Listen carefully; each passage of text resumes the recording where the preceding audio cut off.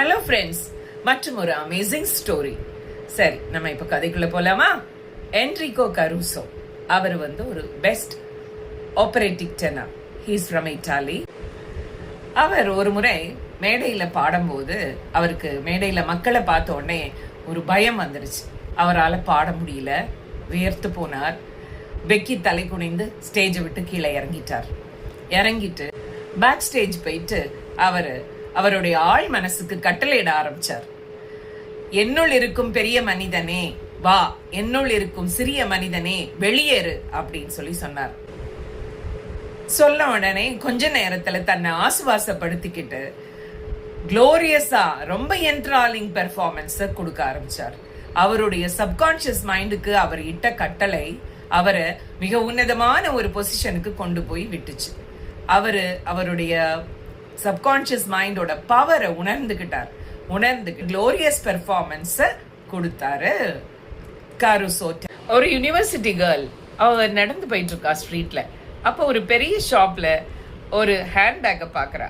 அந்த அழகிய ஹேண்ட்பேக் அவளை ரொம்ப டெம்ப்ட் பண்ணுது வாங்கணும்னு சொல்லிட்டு. ஆனா அவகிட்ட அதுக்கு போதிய பணம் இல்லை, அதனால வாங்கலை. Very costly handbag. ஆனா அவ என்ன பண்றா, வீடு வந்து சேர்ந்துடுறா. மனசு ஃபுல்லாக அந்த ஹேண்ட்பேக்ல தான் இருக்குது. எனக்கு வேணும்னு நினச்சிட்டே இருக்குது.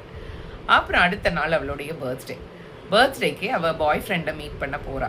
பாய் ஃப்ரெண்டை மீட் பண்ண போகும்போது பாய் ஃப்ரெண்ட் ஒரு கிஃப்ட் கொடுக்குறாரு. கொடுத்த உடனே அதை ஓப்பன் பண்ணி பார்த்தா அவளுக்கு ஒரே சந்தோஷம். ஏன்னா அவள் நேற்று எந்த ஹேண்ட்பேக் தனக்கு வேணும்னு நினைச்சாலோ அந்த ஹேண்ட்பேக்கையே கிஃப்ட் பண்ணுறாரு அவரோட பாய் ஃப்ரெண்ட். இதுதான் the power of subconscious mind. உங்களுக்கு வேணும்னு நினைச்சிங்கன்னா போதும், பணம் இருக்கு இல்லை அதெல்லாம் அந்த சப்கான்ஷியஸ் மைண்டுக்கு தெரியாது, அது உங்களிடம் கொண்டு வந்து சேர்க்கும்.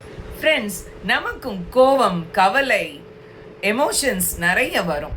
அப்படி வரும்போது நம்மளுடைய கோபத்தை, கவலையை காமிக்காம நம்மளுடைய ஆழ் மனசுக்கு நாமளே கட்டளையிடணும். அமைதியாக இரு, கட்டுப்பாட்டுடன் இரு அப்படின்னு நமக்கு நாமே கட்டளை இட்டுக்கணும். சிச்சுவேஷன்ஸை நம்ம ஓவர் கம் பண்ண முடியும். இதுதான் ஆழ்மனத்தின் அற்புத சக்தி. இது the treasure is within you அப்படின்ற அந்த ஃபர்ஸ்ட் சாப்டர்ல Joseph Murphy the power of subconscious mind அப்படின்ற அந்த புக்கில் எழுதி. கான்ஷியஸ் மைண்டுக்கு நம்ம கட்டளைகளை இடும்போது அது நமக்காக வேலை செய்யும். நைட்டு படுக்க முன்னாடி உங்களுக்கு நாளை காலையில் நான் 4 மணிக்கு எழுந்திரிக்கணும்னு சொல்லிட்டு படுங்க. 4 மணிக்கு உங்களுக்கு முழிப்பு வருதா இல்லையான்னு பாருங்க.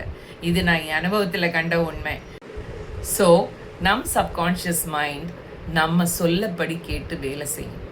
நம்ம என்ன சொல்கிறோமோ அது கேட்கும். அந்த subconscious mind must be under your control. நீங்கள் என்ன நினைக்கிறீங்களோ அதை பாசிட்டிவாக நினைங்க. உங்களுக்கு இது வேணும் அப்படின்னு சொல்லி கேளுங்க, கண்டிப்பாக கிடைக்கும். என்ன வேணால் கிடைக்கும்.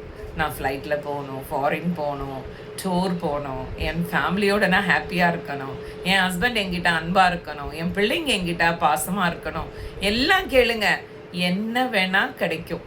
நம்ம ஒற்றுமையாக இருக்கணும், இந்த கண்ட்ரி நல்லா இருக்கணும், எல்லாம் கேளுங்க. இந்த வேர்ல்டில் அமைதி வேணும் அப்படின்னு சொல்லி கேளுங்க, எல்லாமே நடக்கும். ஸோ நம்மளுடைய சப்கான்ஷியஸ் மைண்டோட பவரை நம்ம யூஸ் பண்ணணும். நன்றி, வணக்கம்.